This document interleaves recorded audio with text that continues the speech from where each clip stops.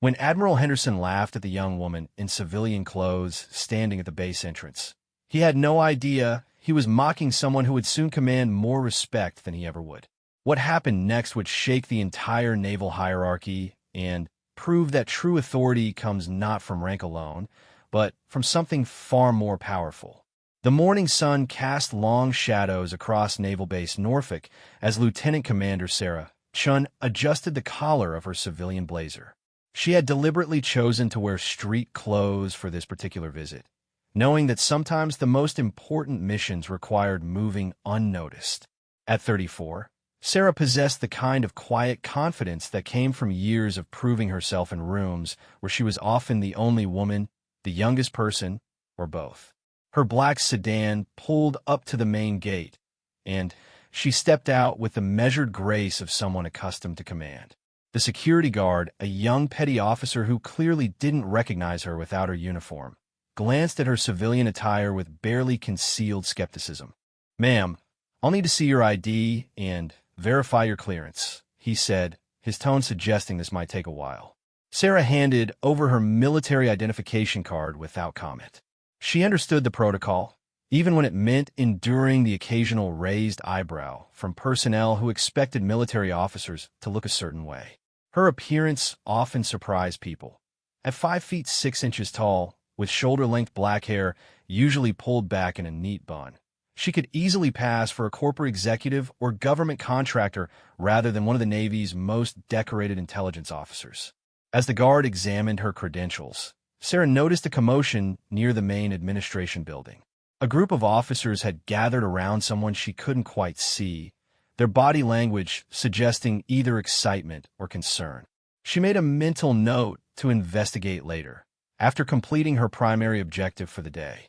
"Everything seems to be in order, Commander Chun," the guard said, handing back her ID with noticeably more respect than he'd shown initially. "Will you need an escort to your destination?" "That won't be necessary, petty officer. I know my way around." Sarah had indeed spent considerable time at Norfolk over the past 18 months, though most personnel wouldn't know it. Her work with naval intelligence often required a certain level of anonymity, even on friendly bases. Today's mission was particularly sensitive, a final security review before the implementation of a new cyber defense protocol she had developed. As she walked toward the intelligence building, Sarah reflected on the path that had brought her here. Born to Taiwanese immigrants who had built a small tech company from nothing, she had learned early that excellence was not just expected but required. Her father, Dr. James Chun, had been a software engineer before starting his own cybersecurity firm. Her mother, Dr. Lisa Chun, was a former naval officer turned computer science professor. They had instilled in their daughter both the technical acumen and military discipline that would define her career. Sarah had graduated summa cum laude from the Naval Academy, where she'd double majored in computer science and international relations. Her thesis on cyber warfare's implications for modern naval strategy had caught the attention of several high-ranking officers, including Admiral Patricia Williams, who would later become her mentor and advocate. The early years of Sarah's career had been marked by a series of increasingly complex assignments. She'd spent time aboard destroyers and aircraft carriers, gaining practical experience in naval operations while developing her expertise in digital security. Her breakthrough had come during a deployment to the Persian Gulf, where she'd identified and neutralized a sophisticated cyber attack on the fleet's communication systems.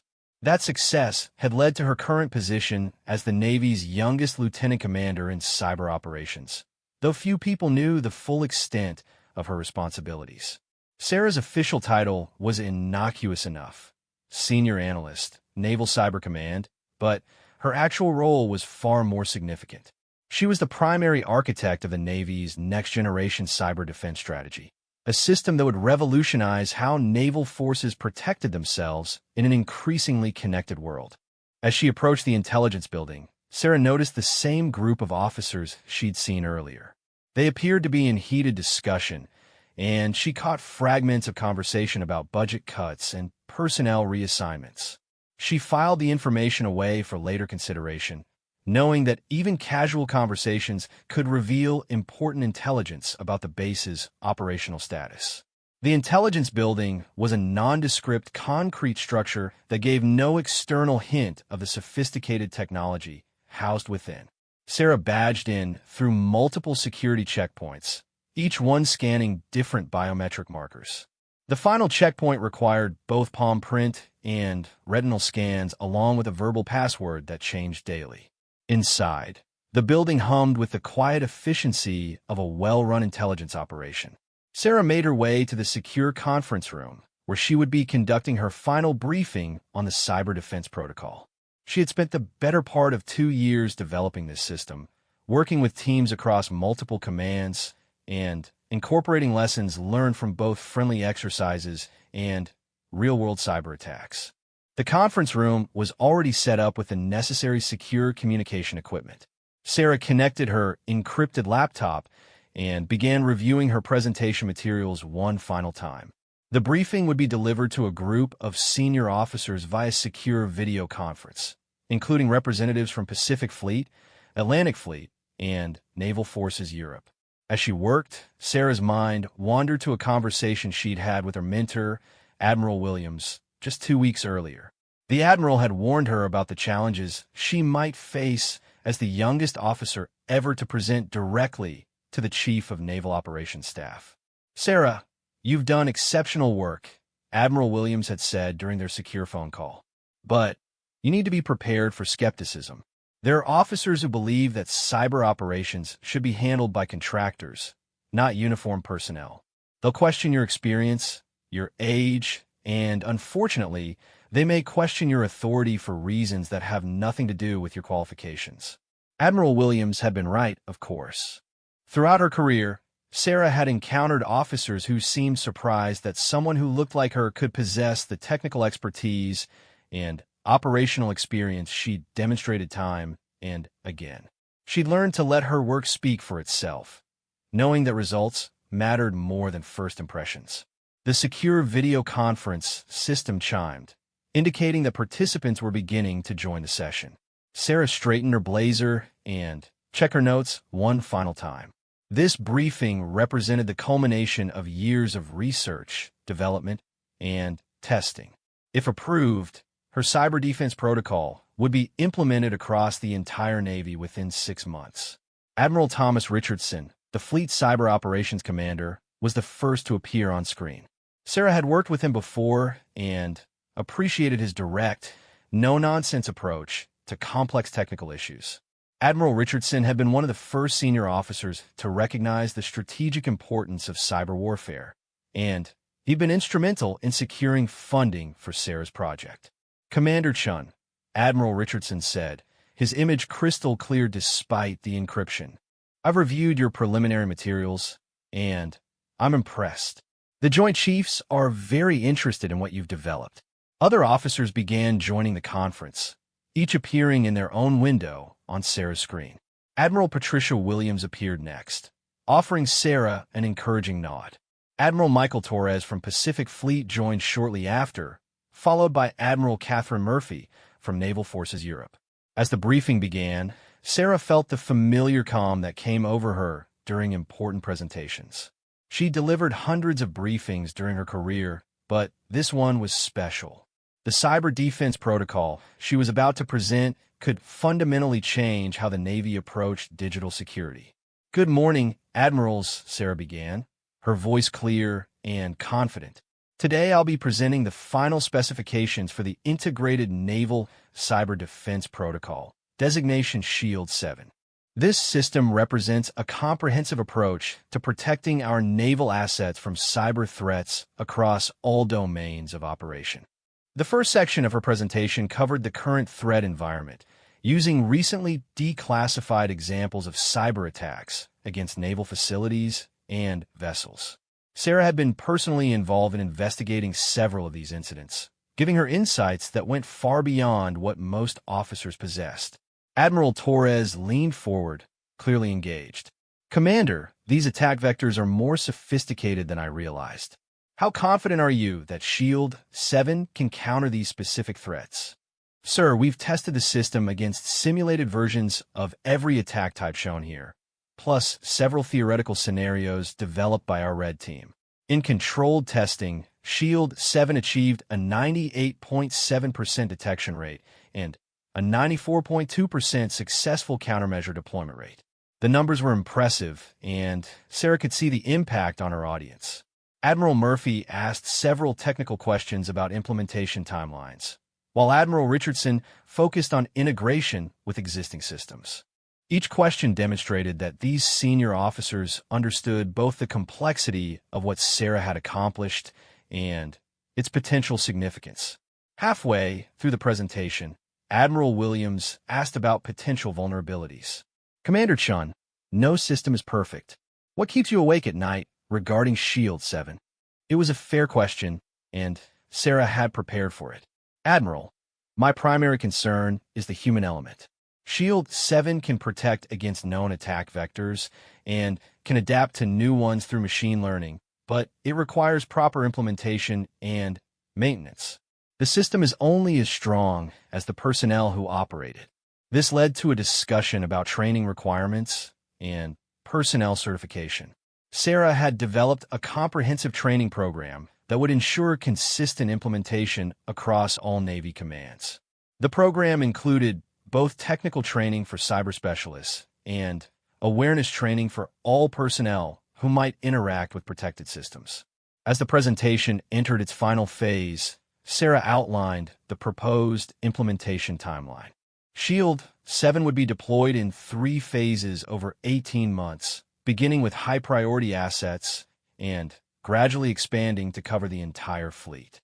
Each phase included extensive testing and evaluation, with built-in checkpoints to address any issues that arose. Admiral Richardson asked the final question of the session. Commander Chun, if we approve this proposal today, when could you begin Phase 1 implementation? Sarah had been hoping for this question. Sir, we could begin initial deployment within 30 days. My team has already completed preliminary integration work with Atlantic Fleet, and we have trained personnel ready to begin full-scale implementation immediately upon approval. The confidence in her voice reflected months of careful preparation. Sarah's team had indeed been working around the clock to ensure that Shield 7 was ready for immediate deployment. They'd anticipated every possible obstacle and developed contingency plans for scenarios ranging from technical failures to personnel shortages. After the formal presentation concluded, the Admiral spent several minutes discussing implementation details and budget considerations. Sarah remained available to answer additional questions, but she could sense that the decision had already been made. The enthusiasm in the room was palpable, and she knew that Shield 7 would receive approval. Admiral Williams was the first to offer formal congratulations. Commander Chun, this is exceptional work. You've developed something that will genuinely enhance our operational capabilities while addressing real vulnerabilities in our current systems. As the video conference ended, Sarah allowed herself a moment of satisfaction. She'd spent countless hours developing Shield 7, working through technical challenges that had seemed insurmountable at times. More importantly, she'd proven that innovative thinking and rigorous analysis could produce solutions that enhanced national security. The rest of her day at Norfolk passed quickly, filled with technical discussions and administrative details related to the upcoming implementation. Sarah met with base cybersecurity personnel, reviewed facility requirements, and coordinated with contractors who would support the deployment process. As evening approached, Sarah prepared to leave the base. She gathered her materials, secured her laptop, and made her way back through the various security checkpoints. The same young petty officer was still on duty at the main gate, and he offered a respectful nod as she passed. Walking to her car, Sarah reflected on the day's success. Shield 7 represented more than just a technical achievement. It was proof that the Navy's investment in diverse talent and innovative thinking was paying dividends. Her work would help protect thousands of sailors and countless billions of dollars in naval assets. As she drove away from Norfolk, Sarah's phone buzzed with a text message from Admiral Williams. Congratulations on today's success. Your father will be proud. Looking forward to supporting the implementation. The message brought a smile to Sarah's face. Admiral Williams knew about Sarah's family background and understood the personal significance of this achievement. Sarah's father had always believed that technology could be a force for good in the world, and her work with SHIELD-7 embodied that philosophy. The drive home gave Sarah time to think about the challenges ahead. Implementing SHIELD-7 across the entire Navy would require careful coordination and attention to detail. She'd need to work with dozens of different commands, each with their own operational requirements and technical constraints.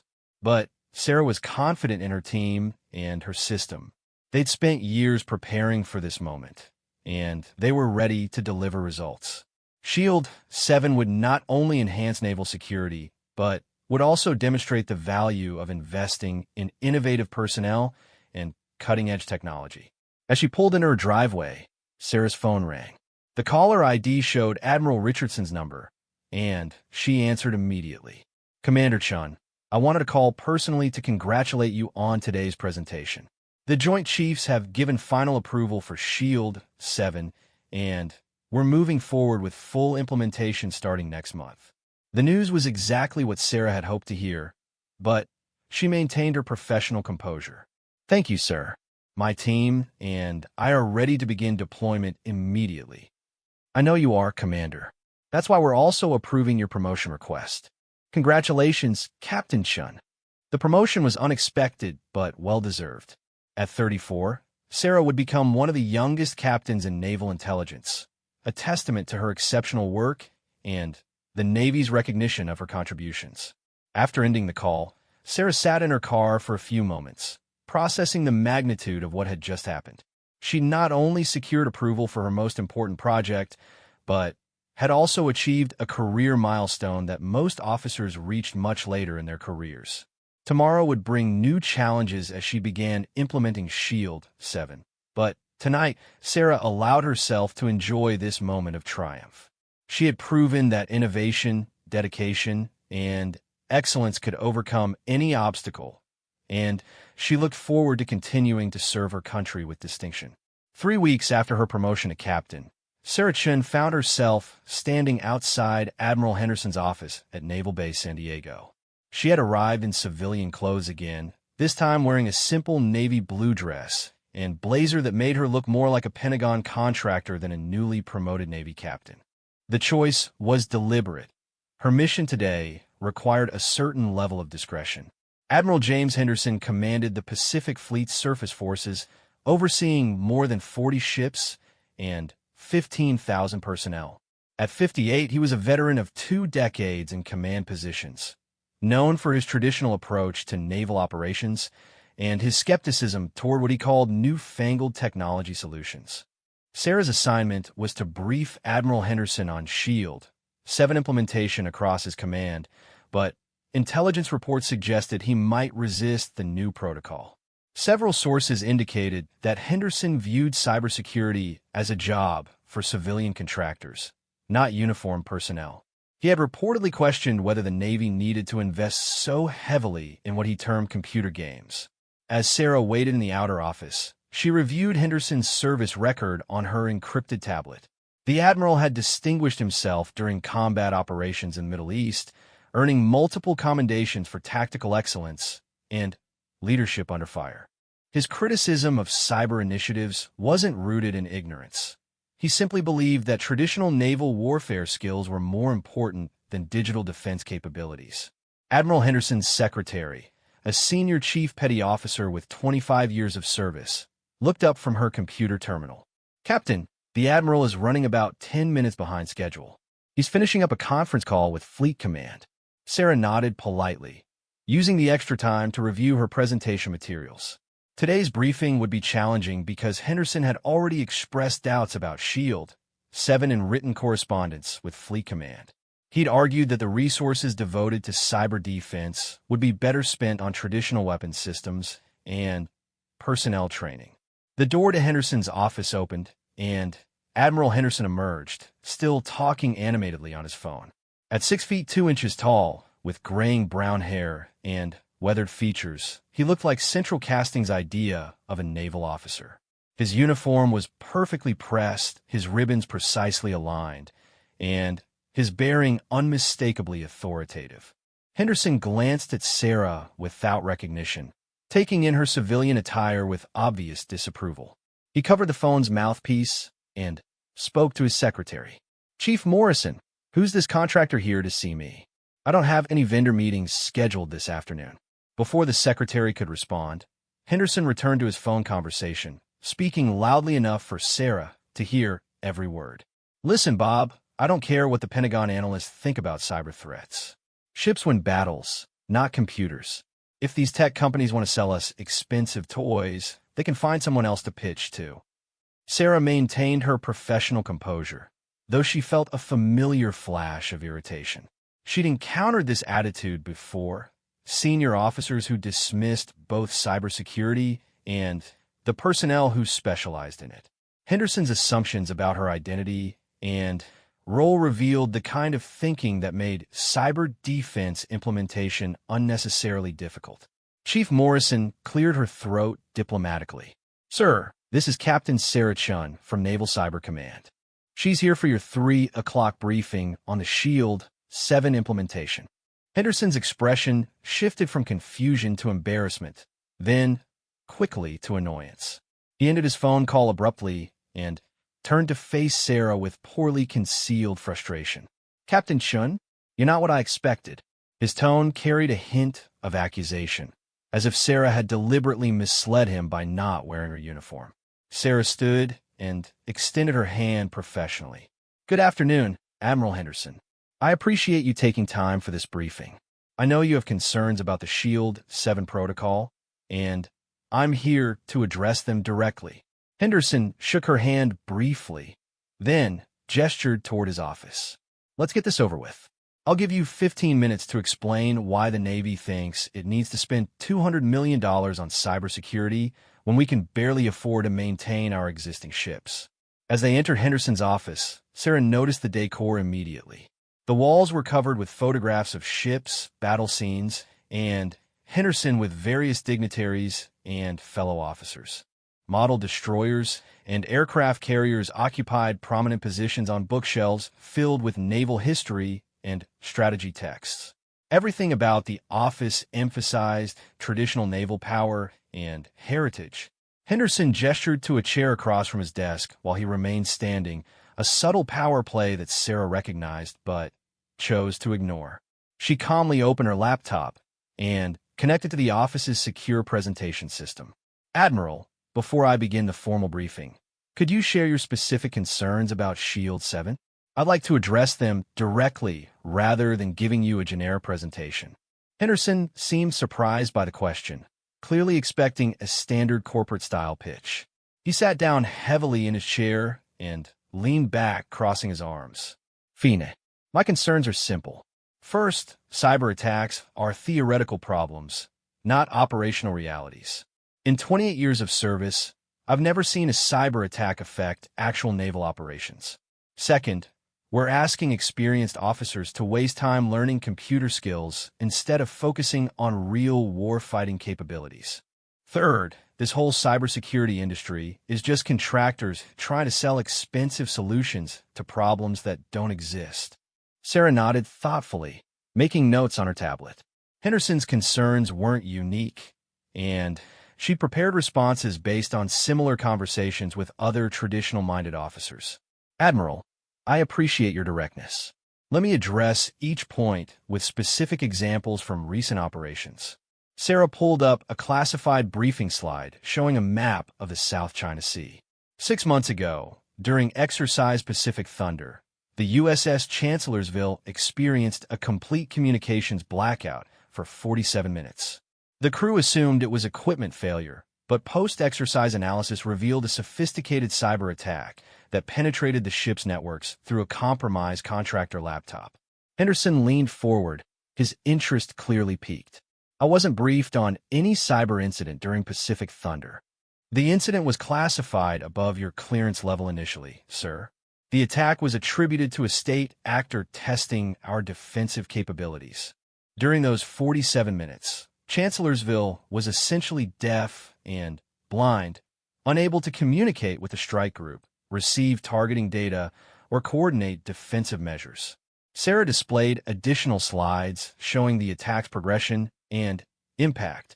Henderson studied the information carefully, his expression growing more serious as he absorbed the implications. What would have happened in actual combat? Henderson asked quietly. Sir, in a real engagement, Chancellorsville would have been completely vulnerable.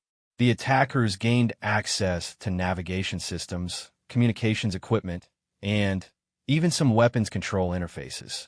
A hostile force could have used that access to disable the ship's defensive capabilities or provide targeting data to enemy units. The briefing continued with additional examples of cyber attacks affecting naval operations. Sarah presented case studies from Allies' experiences, including incidents where cyber attacks had disabled port facilities, compromised logistics systems, and even interfered with ship navigation systems. Henderson asked increasingly detailed questions, demonstrating both his growing understanding of cyber threats and his genuine concern for operational security. Sarah realized that his initial skepticism hadn't stemmed from ignorance, but from a lack of information about actual cyber incidents affecting naval forces. Captain Chun, Henderson said after reviewing several case studies, "Why wasn't I briefed on these incidents before now?" Sir, most cyber incidents are classified at extremely high levels to prevent adversaries from learning about our vulnerabilities. Additionally, many commanders prefer not to report suspected cyber attacks unless they can prove definitively that an attack occurred. This revelation clearly troubled Henderson. Are you telling me that my ships could be under cyber attack right now, and I might not know about it? Sir, that's exactly what I'm telling you. Traditional naval training doesn't prepare officers to recognize sophisticated cyber attacks. Most incidents are initially attributed to equipment failures or human error because the symptoms are often identical. Sarah transitioned to explaining how Shield 7 would address these vulnerabilities. Unlike traditional cybersecurity systems that focused on preventing attacks, Shield 7 was designed to detect, analyze, and counterattacks in real time while maintaining operational capabilities. Admiral, imagine if your ships had the digital equivalent of a damage control party specifically trained to handle cyber attacks. Shield 7 provides automated detection and response capabilities, but it also trains your personnel to recognize and respond to cyber threats just as they would to fire, flooding, or battle damage. Henderson studied the Shield 7 technical specifications with obvious interest. This system integrates with existing ship systems. It doesn't require replacing our current equipment. Correct, sir. Shield 7 is designed to layer onto existing networks and systems. Installation typically takes 48 to 72 hours per ship, and the system begins providing protection immediately upon activation. The conversation continued for nearly an hour, far exceeding Henderson's original 15-minute limit. He asked detailed questions about training requirements, operational impacts, and resource allocation. Sarah could see his attitude shifting from skepticism to genuine engagement as he began to understand both the threats facing his ships and the solutions Shield 7 offered. Captain Chun, I owe you an apology, Henderson said finally.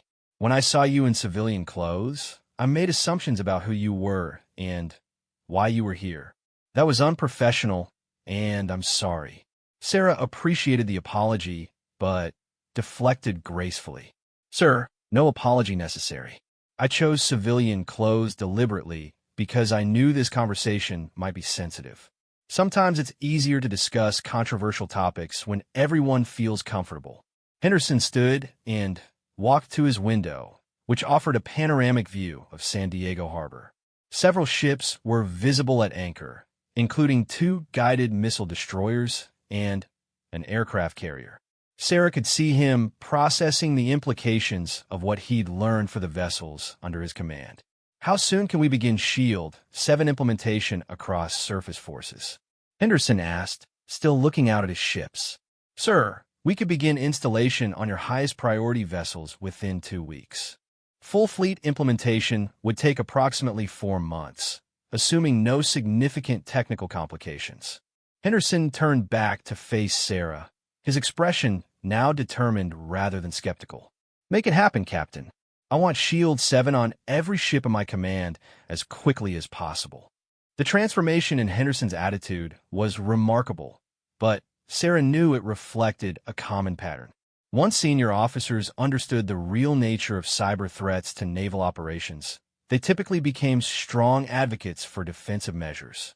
Admiral, there is one additional matter we should discuss, Sarah said carefully. Shield 7 implementation requires full support from ship commanders and crew members. If personnel believe this is just another bureaucratic requirement, they won't implement it properly. Henderson nodded, understanding. You need me to sell this to my captains and crews. What do you recommend? Sir, I'd like to arrange a demonstration for your ship commanders. We can simulate a cyber attack against a test vessel and show how Shield 7 detects and counters the threat. Once they see the system in action, they'll understand why it's necessary. When can you arrange this demonstration? If you can gather your ship commanders next week, we could conduct the demonstration at the end of the month. We'd use a retired vessel as the target and simulate several different types of attacks. Henderson checked his calendar and nodded. I'll make it happen. This demonstration will be mandatory for all commanding officers in surface forces. As the meeting concluded, Henderson walked Sarah to the door personally, a gesture of respect that wasn't lost on either of them. He paused before opening the door, clearly wanting to say something more. Captain Chun, can I ask you something off the record? Of course, sir. How many other officers like me are out there, experienced commanders who don't understand the cyber threat because we've never been properly briefed? It was a perceptive question that went to the heart of the Navy's cybersecurity challenges. Sir, I'd estimate that 80% of senior naval officers have never received comprehensive briefings on cyber threats to naval operations. It's not a reflection of their competence. They've simply never been given access to the relevant information. Henderson shook his head with obvious frustration. That's a serious problem, Captain. How we fix it? Sir, that's beyond the scope of my current assignment. But I'd be happy to develop recommendations if you're interested in addressing the broader issue. I am interested. Draft a proposal for a fleet-wide cyber awareness program and send it to me within 2 weeks. If it makes sense, I'll forward it to Fleet Command with my personal endorsement. Sarah agreed to the additional assignment, recognizing an opportunity to expand Shield 7's impact beyond technical implementation. Henderson's support for broader cyber awareness training could influence other fleet commanders and accelerate the Navy's adaptation to digital threats. As she left Henderson's office, Sarah reflected on the meeting's success. She not only secured support for Shield 7 implementation, but had also converted a skeptic into an advocate. Henderson's transformation demonstrated the importance of education and communication in implementing new military capabilities. The drive back to her hotel gave Sarah time to plan the ship commander demonstration and draft the cyber awareness training proposal. Both projects would require careful coordination and significant resources, but Henderson's support would help ensure their success. That evening, Sarah called Admiral Williams to report on the meeting's outcome. Williams was pleased, but not surprised by Henderson's conversion. Sarah, you're discovering what I learned years ago. Most resistance to new ideas comes from lack of information, not genuine opposition. Henderson is a good officer who wants to protect his ships and crews.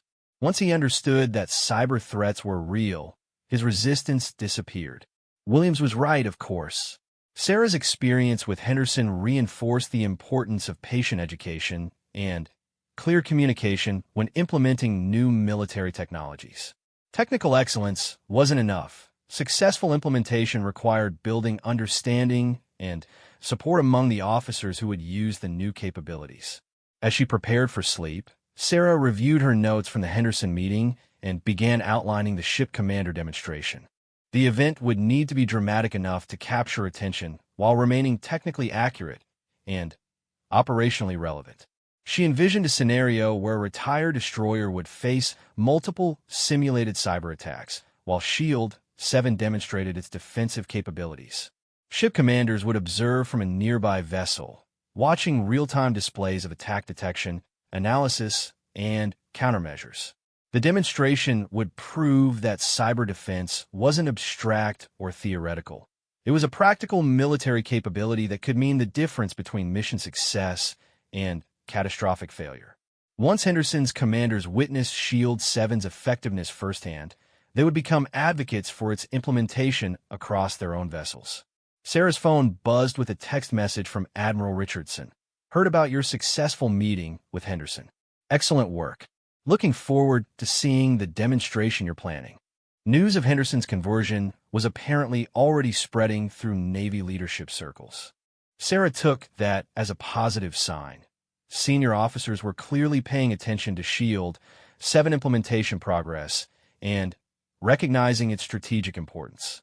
Tomorrow would bring new challenges as she began coordinating the ship commander demonstration and developing the cyber awareness training proposal.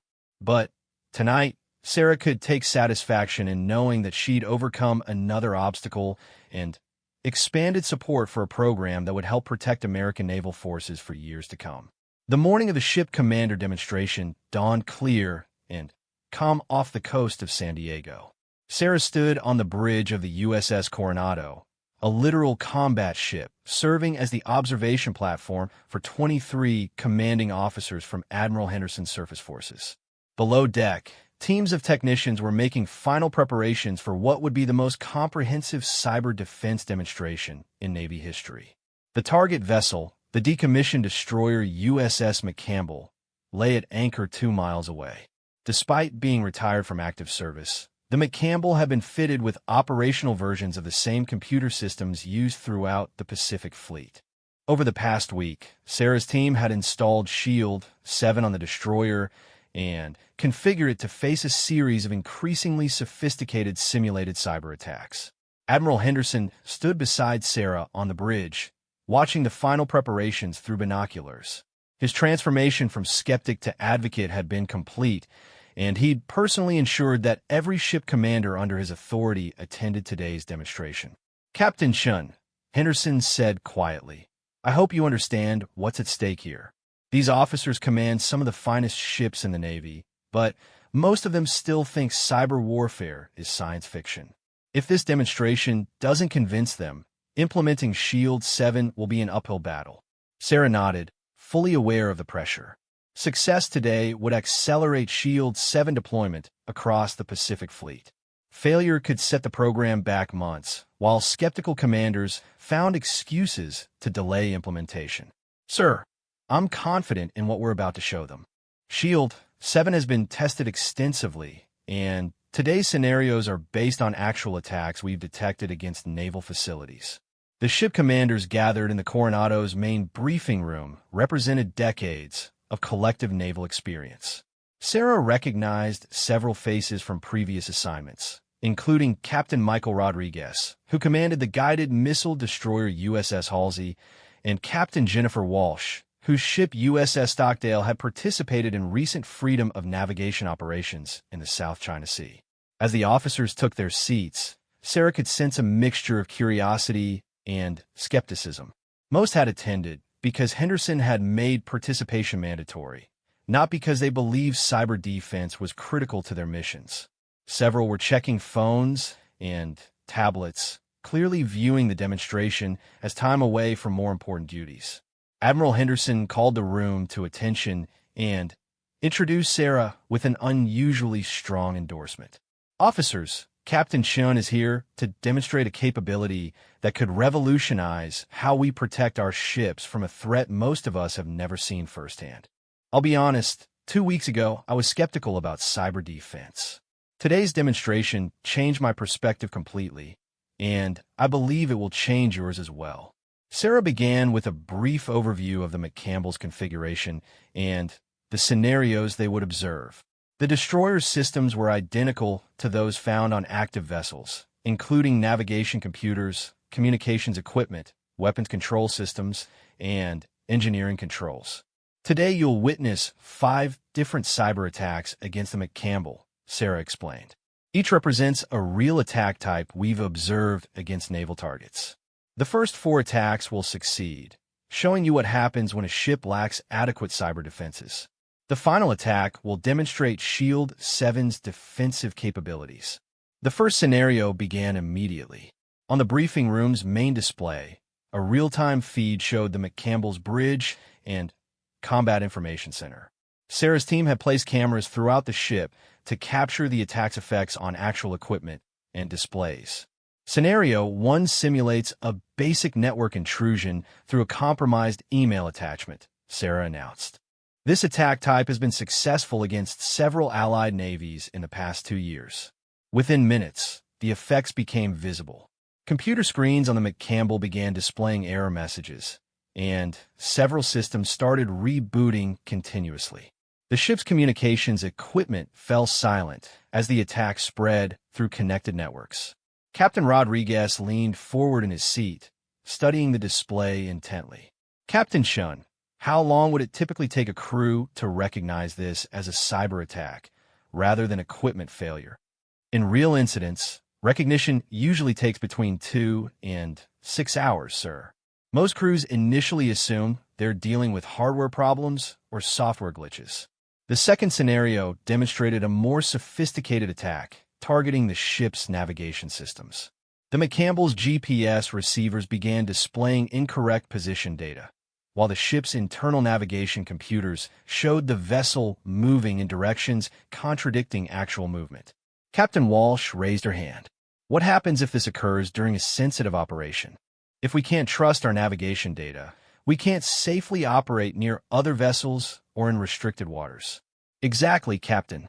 This attack type forced a European Navy destroyer to abort a port visit last year when the crew couldn't verify their actual position relative to harbor obstacles. The third and fourth scenarios grew progressively more alarming.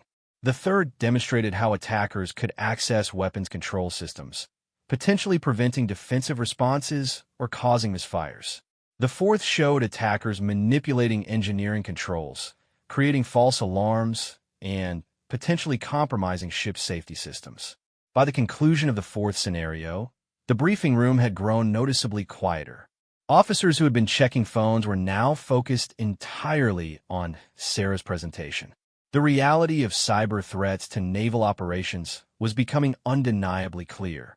Before we demonstrate Shield 7, Sarah said, I want to emphasize that everything you've seen could happen to any ship in the fleet. These aren't theoretical attacks. They're based on actual incidents affecting real naval forces. The fifth scenario began with the same basic network intrusion that had succeeded in the first demonstration. This time, however, Shield 7 was active and defending the McCampbell systems. The difference was immediately obvious. Instead of spreading through the ship's networks, the attack was detected and contained within seconds. Shield 7's displays showed the intrusion's discovery, analysis of the attack code, and deployment of specific countermeasures. Shield 7 has identified this as a known attack variant and is implementing automated defenses, Sarah explained. The system is also analyzing the attack code to identify potential zero-day exploits or new attack techniques. What impressed the watching officers most was Shield 7's ability to maintain ship operations while defending against the attack. Unlike traditional cybersecurity systems that often required shutting down networks for protection, Shield 7 allowed the McCampbell's crew to continue normal operations even under attack. Captain Rodriguez asked the question that was clearly on everyone's mind. Captain Shun, what happens if Shield 7 encounters an attack it doesn't recognize? Sir, the system includes machine learning capabilities that allow it to identify attack patterns and develop countermeasures in real time. It also maintains secure communication with Naval Cyber Command, allowing our analysts to provide additional support if needed.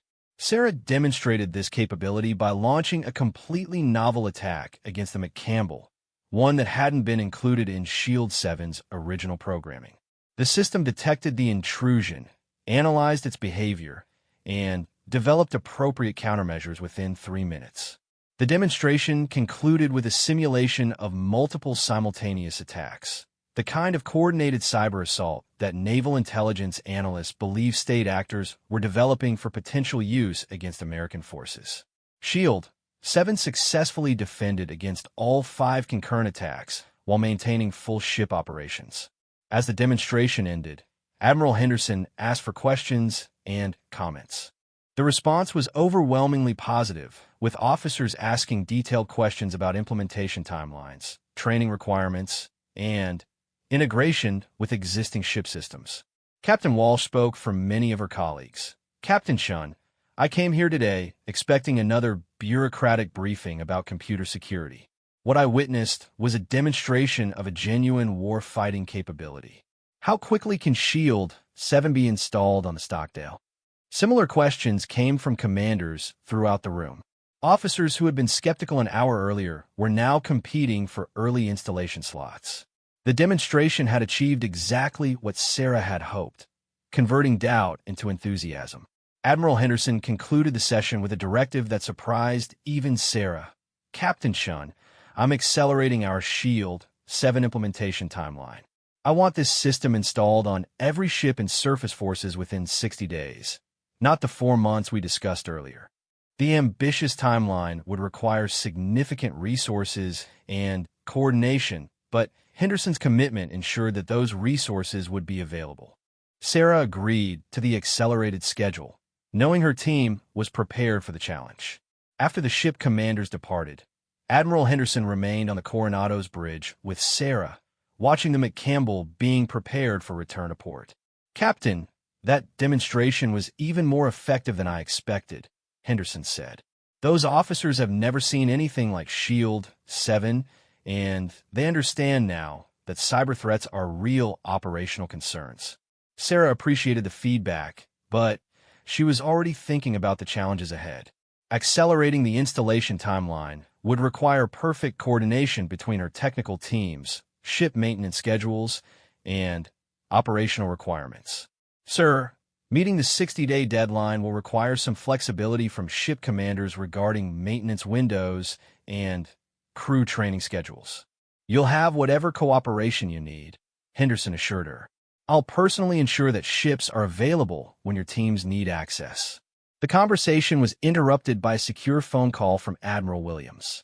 Henderson put the call on speaker at Sarah's request. Admiral Henderson, I understand today's demonstration was highly successful, Williams said. Word is already spreading to other fleet commands about SHIELD 7's capabilities. Admiral Williams, it was remarkable, Henderson replied enthusiastically. Captain Shin showed us attacks that could cripple our ships, then demonstrated how SHIELD 7 stops those same attacks without affecting operations. Every Navy commander needs to see this demonstration. Williams had anticipated this response.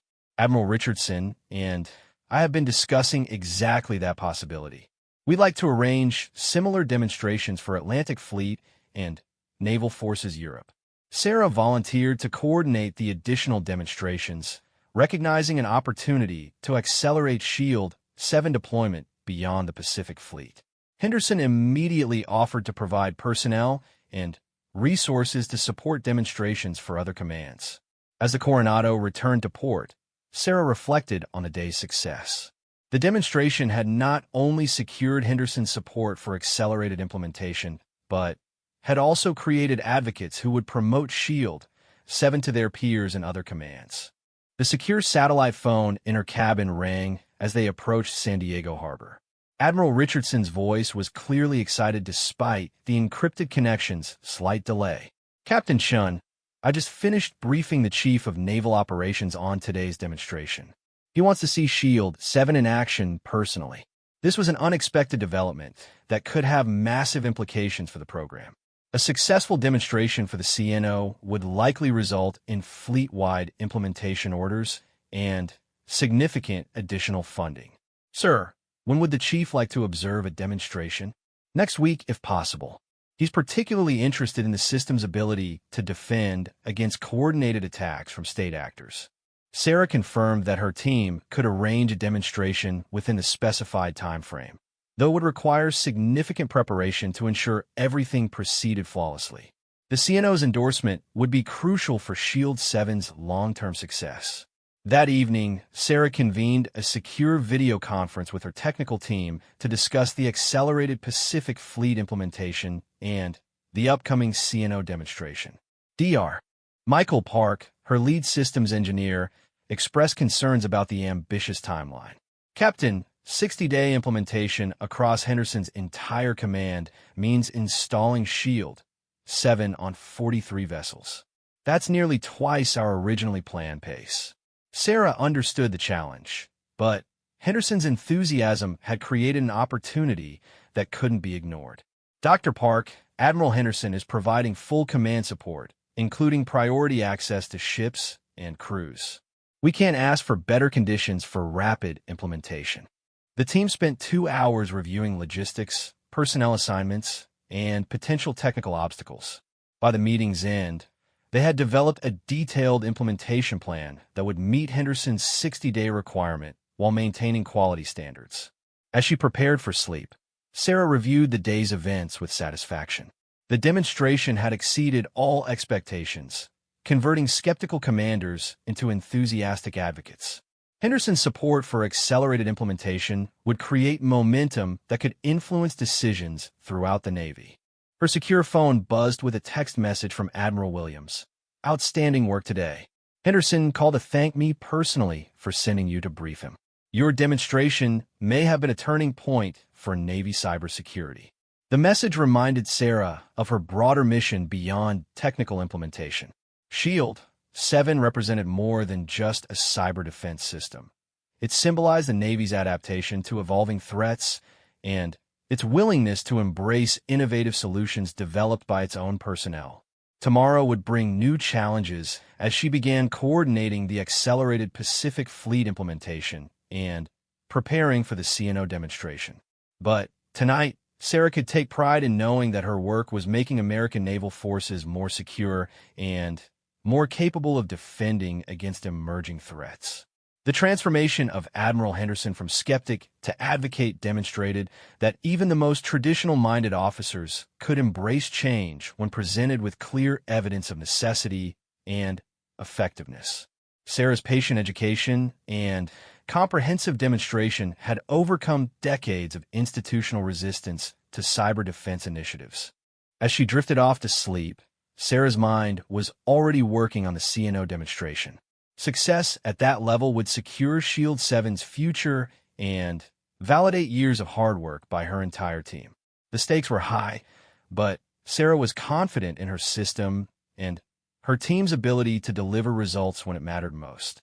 The Pentagon's secure briefing room buzzed with nervous energy as Sarah made final adjustments to her presentation equipment. In 30 minutes, she would brief Admiral Michael Stevens, the Chief of Naval Operations, along with representatives from the Joint Chiefs of Staff and senior officials from the Department of Defense. The demonstration that had convinced Pacific Fleet commanders would now be evaluated by the highest levels of military leadership. Sarah wore her dress blue uniform for this occasion, the gold stripes on her sleeves still new enough to catch the fluorescent lighting. The promotion to captain had come with increased visibility and responsibility, but today's briefing represented the ultimate test of both her technical expertise and her ability to communicate with senior leadership. Admiral Williams arrived early to provide last-minute guidance and support. As Sarah's mentor and advocate, Williams understood both the opportunity and the pressure of briefing the CNO. "Sarah, remember that Admiral Stevens is an aviator who spent most of his career focused on air operations," Williams said quietly. "He understands technology, but you'll need to connect cyber threats to operational scenarios he recognizes." Sarah nodded, having already incorporated aviation-specific examples into her presentation. The cyber threats facing aircraft carriers and their air wings were particularly compelling, involving potential attacks on flight operations, aircraft systems, and carrier communications. Admiral Richardson entered the briefing room, followed by Dr. Elizabeth Harper, the Deputy Secretary of Defense for Cyber Policy. Dr. Harper's presence indicated that today's briefing had implications beyond Navy operations. Successful SHIELD 7 implementation could influence cyber defense policies across all military services. "Captain Chun, Dr." Harper said, extending her hand. "I've reviewed your preliminary materials, and I'm impressed by both the technical sophistication and the operational focus of SHIELD 7. The Joint Chiefs are very interested in your results. The conversation was interrupted by the arrival of Admiral Stevens and his entourage. At 57, the CNO possessed the kind of commanding presence that came from decades of leadership in high-stakes environments. His piercing blue eyes surveyed the room efficiently, taking in personnel and equipment with practiced assessment. "Ladies and gentlemen, let's begin," Admiral Stevens said, taking his seat at the head of the conference table. "Captain Shun, I understand you've developed something that could significantly enhance our cyber defense capabilities. I'm here to determine whether that assessment is accurate." Sarah began with a brief overview of the current cyber threat environment, using recently declassified intelligence reports to illustrate both the sophistication and frequency of attacks against military targets. Unlike her previous presentations, this briefing emphasized threats to air operations and carrier strike groups. Admiral Stevens, 6 months ago, cyber attackers successfully penetrated the communication systems of a NATO aircraft carrier during joint exercises in the Mediterranean. For 12 minutes, the carrier couldn't communicate with its airborne aircraft or coordinate air traffic control operations. Stevens leaned forward, clearly interested. "What was the operational impact?" "Sir, the carrier had to suspend flight operations completely. 12 aircraft were forced to divert to land-based airfields because the ship couldn't safely control recoveries. If this had occurred during combat operations, those aircraft might have been lost." Sarah continued with additional examples affecting aviation operations, including attacks on aircraft maintenance systems, flight planning computers, and even aircraft avionics during ground operations. Each example demonstrated how cyber threats could directly impact the kind of operation Stevens had commanded throughout his career. Dr. Harper asked about attribution and attack sources. "Captain Shun, are these attacks primarily from state actors, or are we seeing threats from non-state groups as well?" Dr. Harper, "We're facing threats from multiple sources. State actors typically focus on intelligence gathering and capability assessment, while criminal organizations often target logistics and financial systems. The most dangerous attacks combine sophisticated techniques from state actors with the unpredictability of non-state groups." The briefing transitioned to Shield 7's technical capabilities, but Sarah kept the focus on operational benefits rather than technical details. She emphasized the system's ability to maintain operations under attack, its rapid deployment capabilities, and its integration with existing ship systems. Admiral Stevens asked the critical question, "Captain Shun, how confident are you that Shield 7 can protect a carrier strike group against a coordinated cyber attack by a major adversary?" It was a fair but challenging question that went to the heart of Shield 7's strategic value. Sarah had prepared extensively for this moment, drawing on classified assessments of potential adversary capabilities. "Sir, Shield 7 has been tested against simulated versions of the most sophisticated attacks in our intelligence databases. In controlled testing, the system successfully defended against coordinated attacks involving multiple attack vectors and sustained assault durations." "Give me specifics, Captain." "Sir, we conducted a 72-hour exercise last month simulating a coordinated attack against a carrier strike group by a peer adversary. Shield 7 successfully defended all participating vessels while maintaining full operational capabilities throughout the exercise." Stevens turned to Admiral Richardson for confirmation. "Tom, you observed this exercise?" "Yes, sir. The Red Team used every attack technique in our playbook, plus several new ones developed specifically for the exercise.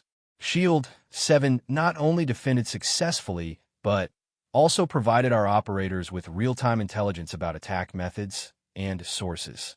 Dr. Harper expressed interest in the intelligence capabilities. "Captain Shun, does Shield 7 provide attribution data that could support response decisions?" "Yes, Dr. Harper.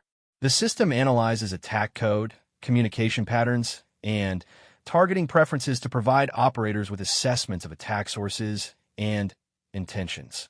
This intelligence can be transmitted securely to fleet commanders and national decision-makers in real time." The discussion continued for nearly 2 hours, covering implementation costs, training requirements, and integration with existing defense systems. Admiral Stevens asked particularly detailed questions about Shield 7's impact on normal ship operations and crew workload. Captain Chun, my biggest concern is adding complexity to systems that are already demanding on our sailors.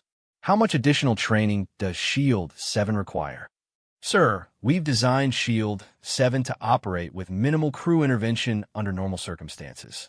Basic awareness training takes 4 hours per sailor, while specialized operators require 40 hours of advanced training.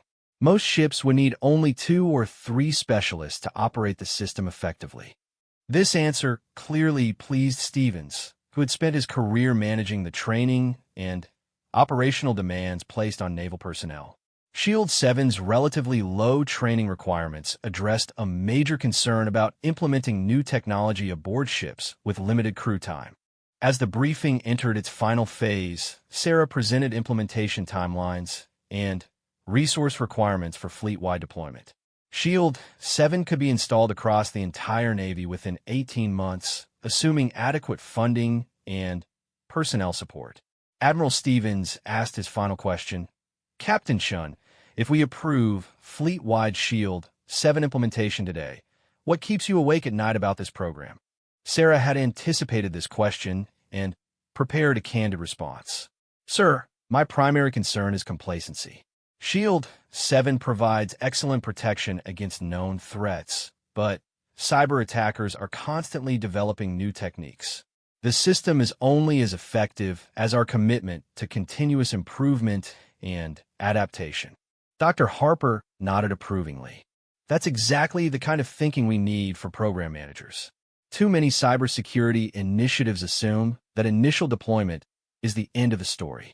Admiral Stevens stood, indicating the formal briefing had concluded. Captain Chun, this has been impressive. Admiral Richardson, I want a detailed implementation proposal on my desk within 1 week. If the numbers work, we'll move forward with fleet-wide deployment. As the senior officials departed, Admiral Williams remained behind to debrief with Sarah.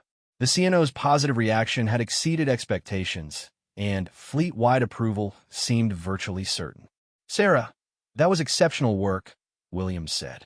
You connected technical capabilities to operational requirements better than any briefing I've seen in years.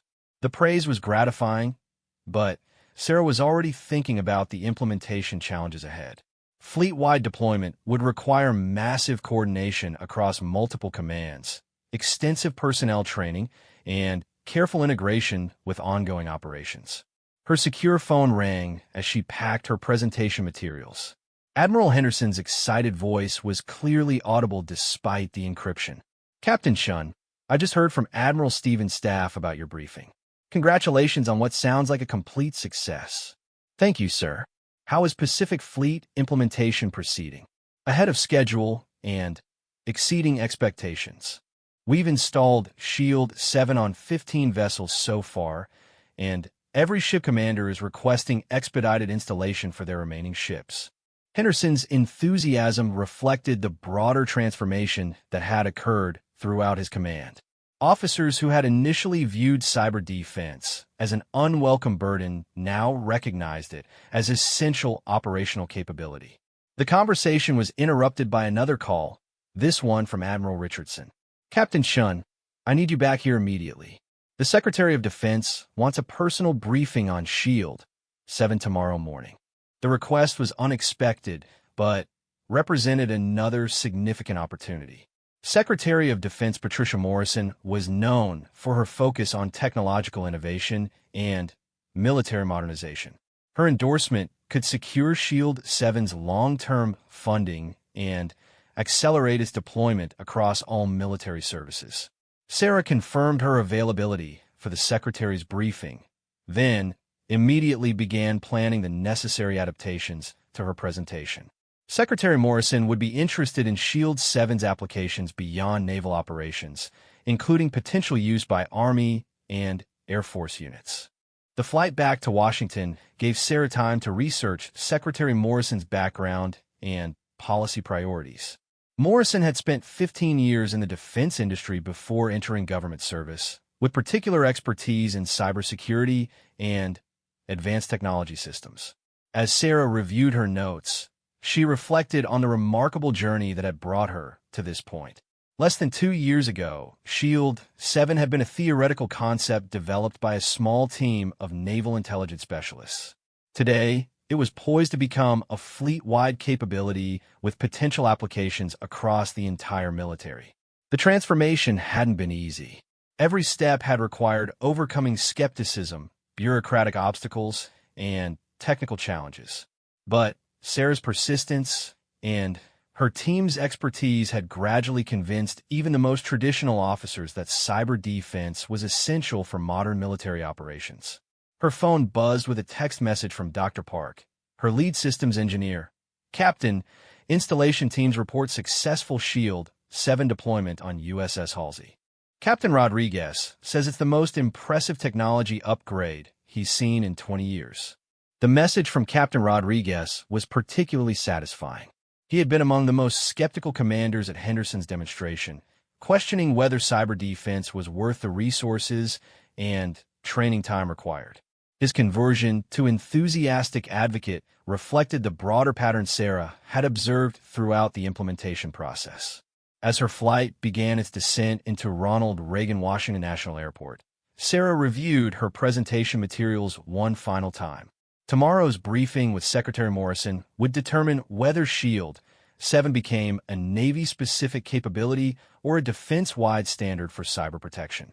The stakes were higher than ever, but Sarah felt confident in both her technology and her ability to communicate its value to senior leadership. SHIELD-7 had proven itself in testing, demonstration, and operational deployment. Now, it was time to secure the support needed for full-scale implementation across American military forces. At her hotel that evening, Sarah participated in a secure video conference with Admiral Williams and Admiral Richardson to discuss strategy for the Secretary's briefing.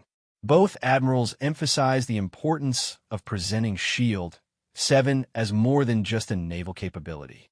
"Sarah, Secretary Morrison is thinking about cyber defense challenges across all military services," Admiral Williams explained. "If you can demonstrate how SHIELD-7 concepts could apply to Army forward operating bases or Air Force installations, you'll capture her attention immediately." Sarah had already begun developing examples of SHIELD-7's broader applications, drawing on her knowledge of cyber threats facing other military services.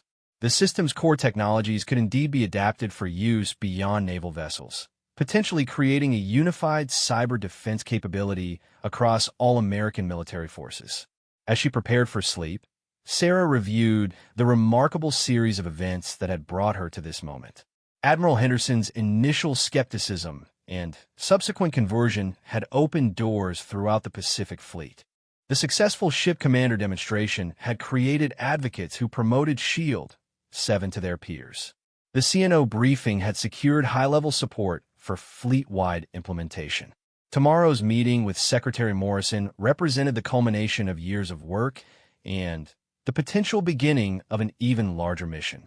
Success would validate not only SHIELD-7's technical capabilities, but also the value of investing in innovative personnel and cutting-edge technology development. Sarah's last thought before sleep was about the sailors and Marines who would benefit from SHIELD-7's protection.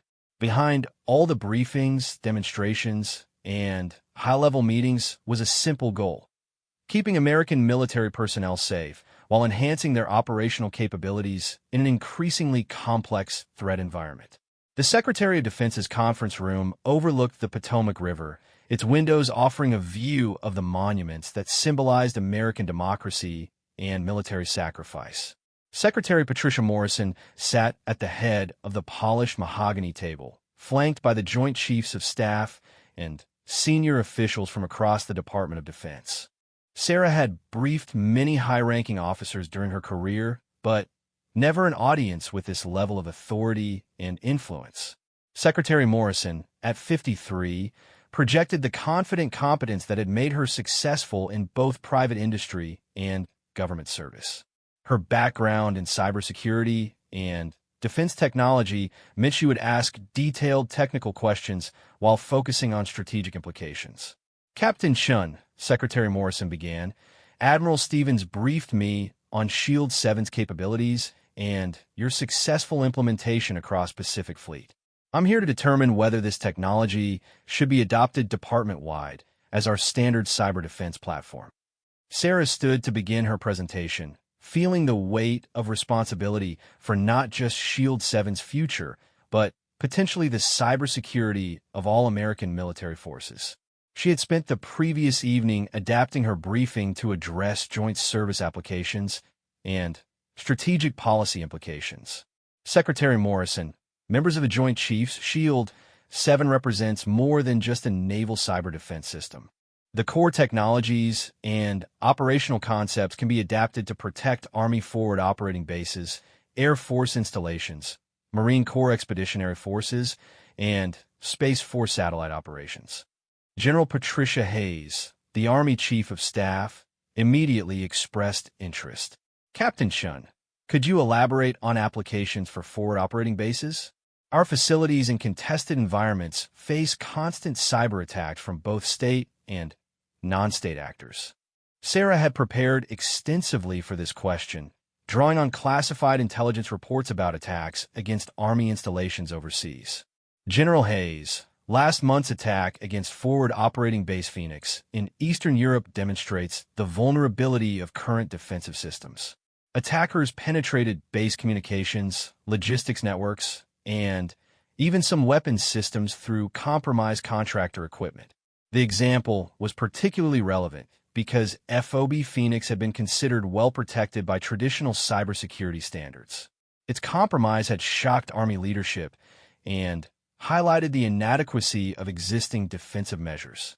Shield 7's adaptive architecture could provide real-time protection for forward operating bases while maintaining the mobility and rapid deployment that Army operations require, Sarah continued. The system can be configured for temporary installations, permanent facilities, or mobile command posts. General Michael Thompson, the Air Force Chief of Staff, asked about applications for air bases and aircraft operations. Captain Shun, how would Shield 7 protect against attacks targeting aircraft systems or air traffic control operations? Sir, we've identified specific vulnerabilities in current airbase systems that Shield 7 could address immediately. Attacks against aircraft maintenance networks, flight planning systems, and runway control equipment have become increasingly common and sophisticated. Sarah displayed a classified briefing slide showing cyber attacks against Allied air bases over the past 18 months. The pattern was alarming. Attackers were systematically probing air base networks, testing defenses, and mapping vulnerabilities for potential future exploitation. Shield 7 could integrate with existing air base systems to provide layered protection against these attacks while maintaining the rapid response times that air operations require, Sarah explained. The system has been tested specifically against attack scenarios targeting air traffic control and aircraft systems. General Rebecca Martinez, the Marine Corps Commandant, expressed interest in applications for expeditionary forces. Captain, Marine units often operate in austere environments with limited cyber support. Could Shield 7 function in those conditions? General Martinez, we've developed a portable version specifically for expeditionary operations. The system can be deployed with minimal infrastructure requirements and provides protection for both static installations and mobile operations. The portable Shield 7 configuration had been developed in response to Marine Corps requirements for cyber defense capabilities that could keep pace with rapid deployment operations. The system fit into standard shipping containers and could be operational within hours of arrival at any location. Secretary Morrison asked the critical question that would determine Shield 7's future. Captain Shun, what would department-wide implementation require in terms of resources, timeline, and organizational changes? Sarah had spent weeks developing detailed implementation plans with input from all military services. The scope was massive, but achievable with proper planning and resource allocation. Secretary Morrison, full implementation across all services would require approximately 36 months and significant coordination between existing cyber commands. However, we could achieve initial operational capability for high-priority units within 12 months. Admiral Stevens spoke for the first time during the briefing. Secretary Morrison, I can confirm that Navy implementation has exceeded all expectations. Shield 7 is already operational on 37 vessels across Pacific Fleet, with no significant technical problems or operational disruptions. The Navy's success story provided crucial validation for broader implementation. Secretary Morrison turned to the other service chiefs for their assessments. General Hayes spoke first. From an Army perspective, Shield 7 addresses real vulnerabilities in our current cyber posture. I'm prepared to support joint service implementation if adequate resources are provided. General Thompson agreed. The Air Force has been seeking exactly this kind of adaptive cyber defense capability.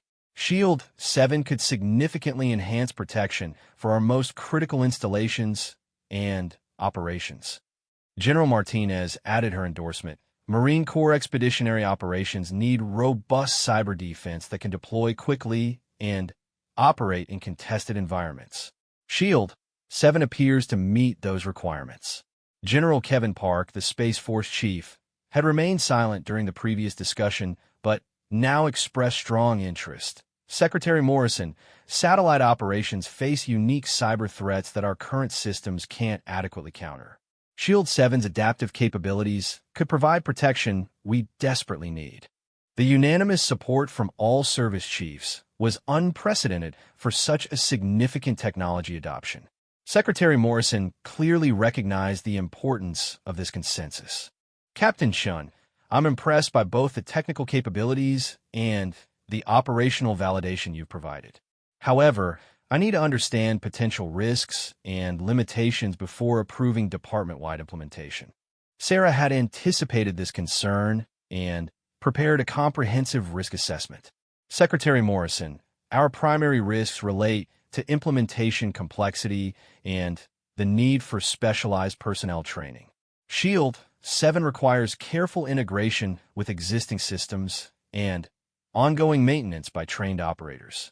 What about vulnerabilities in Shield 7 itself? No system is perfect. Ma'am, Shield 7 includes multiple redundancy layers and fail-safe mechanisms. If the system itself were compromised, it would isolate automatically while maintaining basic protective functions through backup systems. Dr. James Miller, the Deputy Secretary of Defense for Research and Engineering, asked about future development and adaptation. Captain Shun, how does Shield 7 evolve to counter new attack methods that don't exist today? Dr. Miller, the system includes machine learning capabilities that allow it to adapt to new threats automatically. Additionally, we maintain a continuous development program that incorporates intelligence from across the defense and intelligence communities. The briefing continued for nearly 3 hours, covering technical specifications, operational procedures, resource requirements, and strategic implications. Secretary Morrison asked particularly detailed questions about integration with NATO allies and information sharing protocols. Captain Shun, if Shield 7 becomes our standard cyber defense platform, how do we share threat intelligence with allies while protecting our own defensive capabilities? Secretary Morrison, we've designed modular intelligence sharing protocols that allow selective information exchange without compromising core system capabilities. Allied forces can benefit from our threat intelligence while maintaining security for sensitive defensive methods. As the briefing neared its conclusion, Secretary Morrison asked for recommendations from her senior staff. The response was overwhelmingly positive, with officials from across the department endorsing Shield 7 implementation. Dr. Miller spoke for many when he said, Secretary Morrison, Shield 7 represents exactly the kind of innovative, operationally focused technology we need to maintain our military advantage. The validation from actual operational deployment makes this an easy decision. Secretary Morrison stood, indicating the briefing had concluded. Captain Shun, this has been exceptional work. You've developed a capability that addresses real operational needs while demonstrating clear benefits through actual implementation. She turned to address the assembled officials. I'm approving department-wide Shield 7 implementation, effective immediately. Admiral Stevens, I want detailed implementation plans for all services within 30 days. The decision represented a complete vindication of years of work by Sarah and her team. Shield 7 would now become the standard cyber defense platform for all American military forces, protecting millions of service members and countless billions of dollars in military assets. As the meeting adjourned, Sarah was approached by officials from across the department eager to discuss implementation details for their specific organizations. The enthusiasm was gratifying, but also slightly overwhelming. The scope of full military implementation was far beyond anything she had originally envisioned. Admiral Williams found Sarah in the corridor outside the conference room. "Sarah, that was masterful. You didn't just brief a technology system. You presented a comprehensive solution to one of our most pressing operational challenges." The praise meant more to Sarah than official recognition because it came from a mentor who had guided her development as both an officer and a technology leader. Admiral Williams had recognized Sarah's potential early in her career and provided opportunities that made this moment possible. Secretary Morrison approached as Sarah was preparing to leave. "Captain Shun, I want to discuss your future role in this implementation personally. Would you be available for a private conversation tomorrow morning?" Sarah confirmed her availability, curious about what the secretary had in mind. The private meeting could involve anything from promotion opportunities to new assignment possibilities. That evening, Sarah participated in a secure video conference with her team to share the news of department-wide approval. Dr. Park and the other team members were elated, but also concerned about the massive scaling requirements. "Captain, implementing Shield 7 across all military services will require expanding our team by at least 500% while maintaining quality standards," Dr. Park observed. "That's an enormous management challenge."